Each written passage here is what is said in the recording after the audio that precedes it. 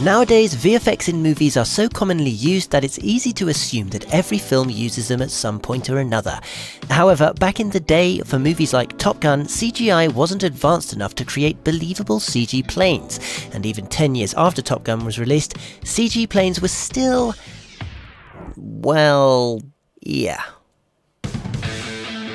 So, in order to get shots of real planes in dogfights, the filmmakers had to enlist the help of the US Navy. And surprisingly, the Navy did actually agree to help out. Get them on deck as soon as possible. They allowed them to put cameras on F-14s and a MiG-28, which was actually a Northrop F-5 painted black, and film them landing and taking off from the aircraft carrier.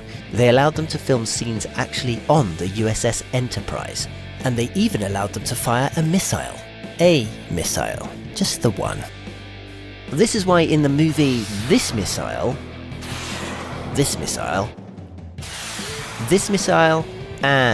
missile are all the same one that was just flipped and reframed to make it look like different missiles. Even though they had real footage of a missile being shot, the effects team still had to produce shots of the MiG-28 shooting a missile and different planes being shot down and falling through the air in different ways. Nowadays, you can achieve some of these effects quite easily using action effects by just dragging and dropping assets into your project timeline, like for example gun muzzle flashes, smoke and debris, energy bursts, and explosions like these aerial explosions. And there are many more VFX assets just waiting there ready for when you need to enhance your project. And if you're interested in getting a discount for action effects, then click the link in our video description.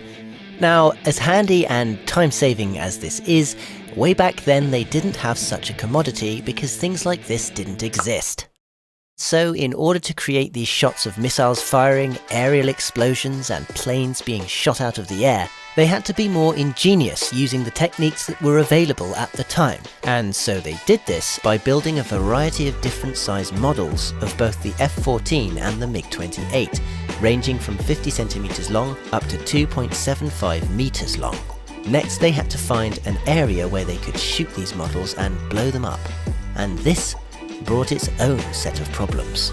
Obviously, the most realistic place to shoot model planes is outside. This meant that they needed to find an area with a wide expanse of sky and nothing on the horizon. This area had to be paved or gravelled so that there was no risk of causing a wildfire with their pyrotechnics. And they also needed an area where they could be sure to have relatively clear skies most of the time. They eventually found an area of land that was underdeveloped on a hilltop in Oakland, California. And this became the base where they shot all of the special effects shots. In order to create tension in the dogfights, Top Gun's aerial photography was shot to look like a documentary.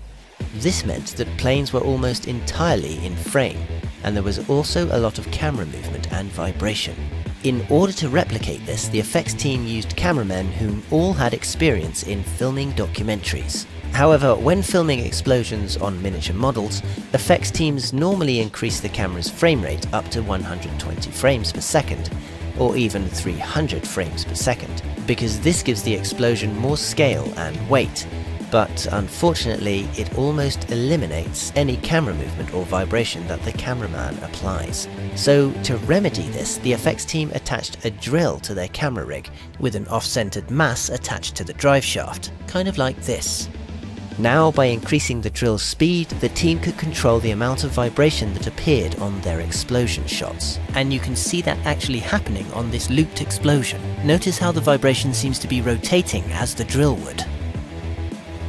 For the internal cockpit scenes, they removed the radar from the F-14s and replaced them with cameras. However, after various fights, they found that the G-forces involved in the dogfight maneuvers were just too brutal, and the actors had trouble just keeping their heads in frame, let alone say their lines convincingly.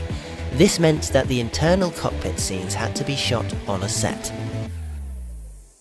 Contrary to the original film, in the 2022 sequel Top Gun Maverick, the filmmakers started the process with the previous knowledge of exactly how brutal it was inside these aircraft, and so they adapted the screenplay around what would be physically possible for the actors to portray whilst undergoing these extreme G-forces. Even though in this day and age they could have reproduced these shots fairly convincingly on a green screen soundstage and using CGI, they didn't.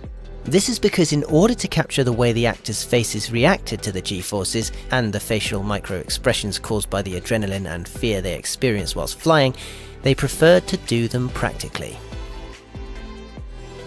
To shoot the cockpit scenes in the first movie, the effects team brought an old F-14 fuselage from the Navy and set it up on a gimbal. They also had the cameras on its own gimbal and allowed them to rotate 360 degrees. Then they built a 25-foot rig up over the cockpit upon which they mounted a 10K light. This was their key light. When the plane was supposedly banking or rolling, they could move the light around the rig so it would look like the sun rolling around the plane. Behind the cockpit was a rear screen projection showing plates filmed by the stunt pilot art school for the background of each scene. And in front of the cockpit was a front screen projection that was used to put reflections on the windshields of the cockpit.